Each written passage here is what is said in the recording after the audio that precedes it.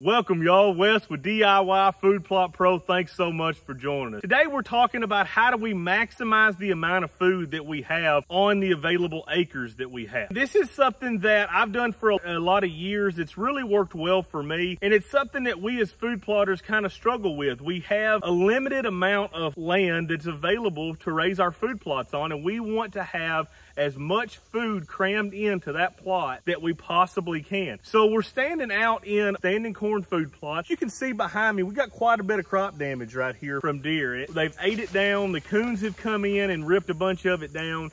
And this was a perfect stand of corn less than a month ago.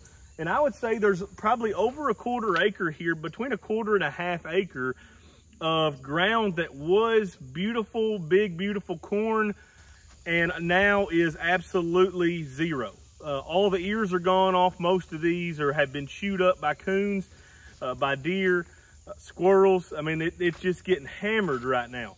But this is something that I planned for long before this plot was ever planted. When a lot of folks start with their food plot, they start with their field and they start looking at the amount available land that they have to be able to produce that food plot on. And I think a lot of people, whether they actually draw it out or not, they think about it in their mind and they think, okay, I'm gonna put a third of it in corn, a third of it in brassicas, and a third of it in cereal grains or clover or whatever. And I do that just a little bit backwards from what a lot of folks do. I think it's served me well over the years doing it this way, and that's what I'm going to show you exactly how I do this and why I do this. So when I first start a plot, I absolutely don't just want corn out here. I love corn, and standing corn as a food plot is probably my most favorite one. But I don't just want that out here. I want a variety of things out here. But when I planted this food plot, I planted the entire thing in corn. It's something that I've seen over the years that happens every year at this time, is you start getting a lot of crop damage, and a lot of times you're going to be able to see this is in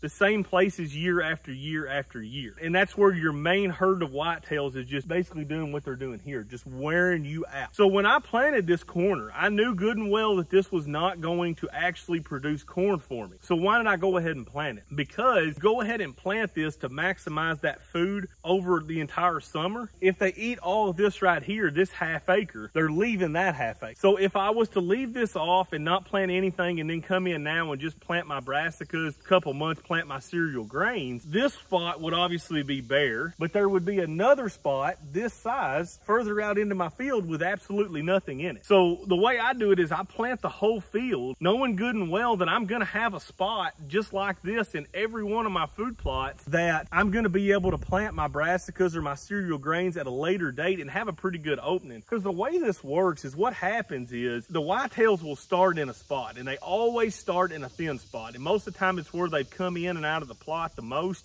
They start knocking corn down as the corn's growing. Well, all of a sudden you kind of get an opening there. And then when you get to this stage here, they just like walking through these open areas, and they'll just pick one after another. And this spot will just continue to expand until the corn gets hard and the deer stop eating it. When I plant this today, I'm gonna have an additional spot within the next month, month and a half that'll be ready for my cereal grains to go in later on. That way I've maximized this food plot, and I've got the maximum availability of corn out here, brassicas, and cereal grains, all three in one plot. If I left off 2/3 of this plot and planted only 1/3 of it in corn, there's a very high likelihood that come November or early December, that corn would be completely gone and wiped out. There would be nothing left. So I plant the entire field, and then I come back and I fill in the thin spots with my other food plot. So today I'm going to put brassicas out here. We've got about an inch of rain coming, 80% chance. You can see it's already kind of getting dark that way, the way the storms are coming in. The ground's fairly moist right now. I feel pretty good about if we can get a rain, I should be able to get these up and growing. Now, I've already fertilized this with 130 to 150 pounds of nitrogen, and I put all my P and K in the spring. Obviously, I didn't make a corn crop here because they have worn me out so thick. So I've got plenty of nitrogen left. I'm not going to add any nitrogen at this point. I am going to monitor it. If I start seeing it turn yellow, I'll add some more nitrogen. Still pretty much clean from my post-emergent application of spraying when the corn was this tall. There's a few weeds and grass. I'm gonna show you what I'm gonna do about those. So I've kind of got a smorgasbord of food plots that I'm going to be planting today. I've got some fertilizer in there. I've got my seed spreader. So I'm planting tall tine tubers is what I'm planting. This is 3 pounds, says it plants a ½ acre. When I turn over the label, I've got about 65% that is seed in this bag. So out of that 3 pounds, I'm getting, I don't know, just rough math here, 1.8. So I think that will work for my 1/4 acre that I've got here. So I'm just gonna plant this entire bag on that 1/4 acre. I've also got some, I don't know how to pronounce them, bark ant turnips. And before I left my house, I'd weighed all this out. So I know that 1/2 pound of seed is right here.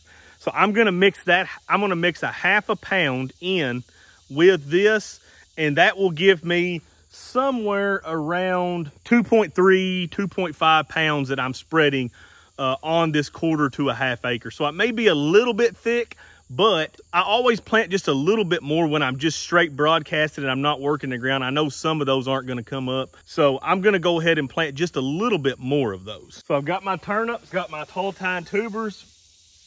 I'm just gonna pour them in the same bag, close that up, shake that up, mix that seed up a little bit. I've got a variety that I'm planting this year. I'm not set on one product, but I want to try out a lot of different products for you guys, and then we'll be able to tell hopefully what we like best and what I recommend to you guys.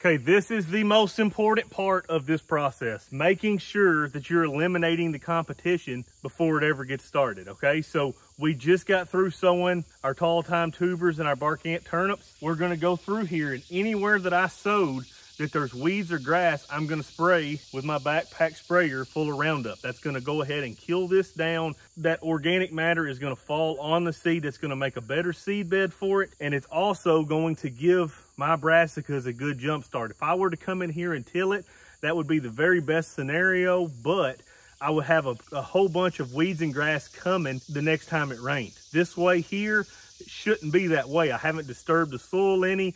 I haven't brought up any new seeds that have been down in the soil profile. So we should spray this, and this should hold this off and give the brassicas time to get going. So I've got glyphosate in here, and then I've got Class Act, which just heats Roundup up. And this is not going to hurt the brassica seed that I just got through planting. I have that seed down on the ground right now, and I'm gonna spray all these weeds, try to kill everything back to where these seeds have as good a chance of getting going as they possibly can.